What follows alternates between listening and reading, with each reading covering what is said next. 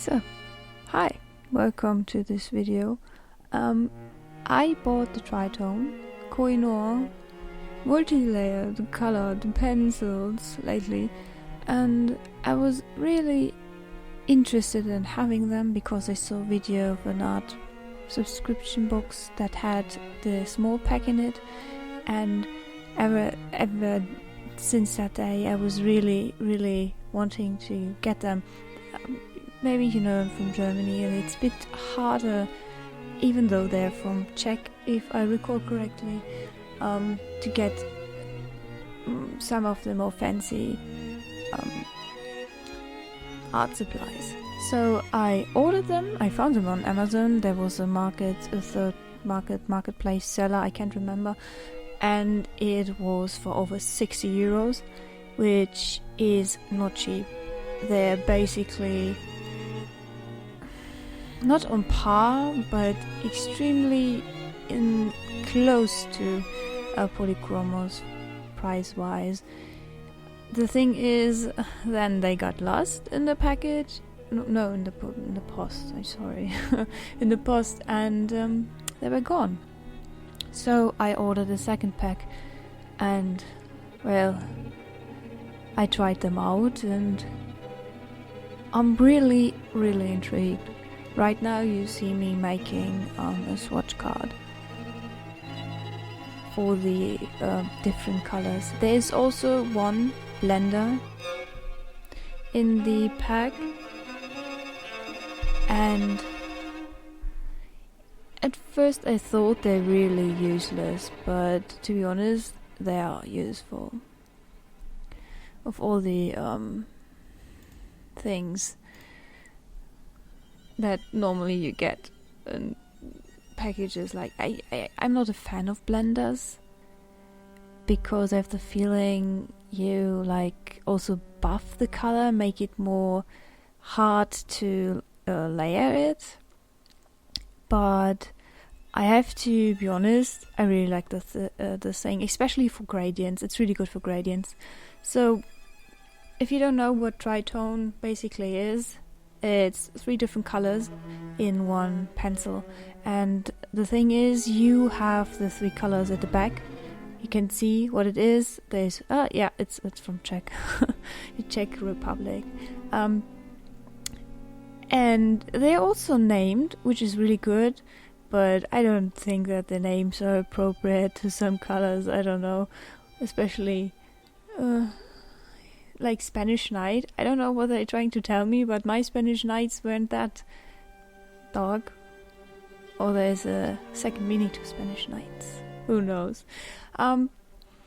So tritone, yes, 3 colors. The thing is, there is no way on a package or on the internet I could find at least nothing about the light fastness about these pencils.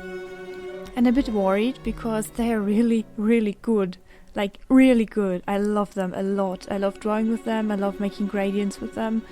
But I'm a bit scared of kind of using them because I'm pinning everything I draw on walls. And most of the walls have no light whatsoever the whole day. But there are some walls that do. I know my polychromos won't fade. Most, like in 2 decades, 20 years ago, a future, in 20 years or something like that, but I can't really say if those will fade, so I'm a bit worried. Right now you see my polychromos. I pick some colors to make a comparison how good they are for that, and yeah, I'm really surprised, to be honest. That's the moment, by the way, where I pick up the blender and I'm extremely convinced in these. One thing I would like to add, you should twist and turn the pencil while drawing because some of the colors are not distributed evenly through the tip, so it's easier to like make the color variation. Yeah. So far, I really like what's possible. Now I'm switching over to a little drawing. It's a sketch pad. It has... let me get it.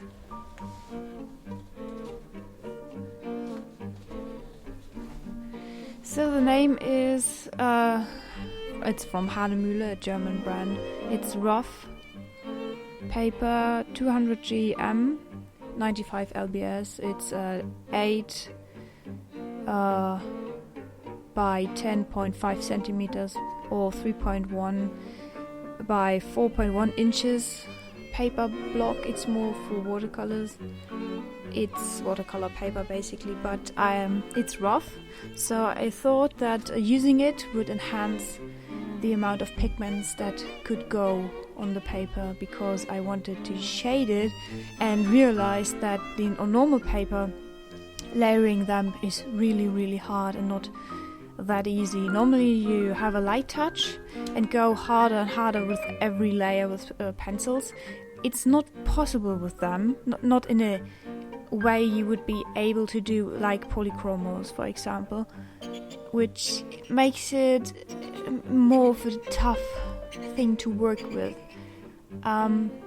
So I decided that besides layering I would use the rough paper because it will grab more pigment. I'm drawing a fish. That is a bob, by the way, if you don't know what a bob is. It's basically, I have the hashtag draw a bob, and I draw goldfish fused with different video games or situations every now and then for marathons, like speedrun marathons like SGDQ, AGDQ and RPG Limit Break. This year I had sadly no time because I work, basically always work is the worst. So I decided at least one bob this year is a good thing, and I did this one. This one is a rehash of an older bob I did for a game. I don't know the name of it. It was... oh no, I know the name of it. It was one of the bad games. Doesn't matter. It's a fish with chicken legs, basically. But I decided that a chicken drum leg would not look well, so I made kind of an homage to one of my favorite horror authors. I don't know if you can guess it. There's a story that is a bit famous about fish with mechanical feet going on land and trying to attack humans, and then humans are getting the legs, and it's a virus, and it's a good short horror story. Yeah. If you want to know who that is, it's Shinji Ito. Shinji Ito is one of the craziest persons I've ever seen draw something. If you like horror stuff like me. And I decided to make it a bit weird looking, like...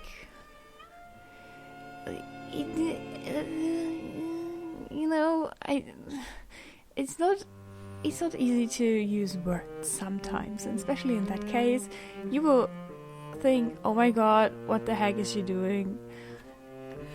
Doesn't matter, to be honest, just enjoy the drawing. I like the fading, I like it really much. I had a problem with spacing the colors, so in the end I used more of one and less of the other, and in the air, but I like it. So if you want to buy them, I would say you can, but remember there is no info about light fastness. If I haven't found them and I'm just stupid, don't take my word, maybe there is. If you like to doodle or make stuff you will not put in the light, it doesn't matter. They are really smooth. They're a bit expensive. If you can get them cheaper, do it.